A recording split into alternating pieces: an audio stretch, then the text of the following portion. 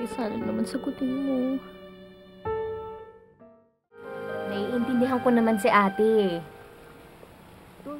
Alam ko at pinahahalagahan ko lahat ng mga sakripisyo niya. Pero kasi, parang ako naman yung hindi niya naiintindihan eh.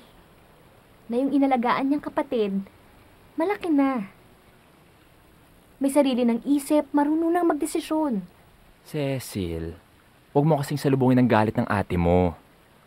Eh syempre, pakiramdam niya. Mag-isa siya. Pinagkakaisahan, pinagtutulungan. Kaya siya nagkakaganon. Ang mabuti pa, suyuin mo ang ate mo. Eh total, pareho naman kayo ugali, di ba? Ang gusto niyo nililigaw-ligawan kayo. Imposible naman na mabasted ka nun. Dahil alam ko, na alam mo, na mahal ka niya. Sobra.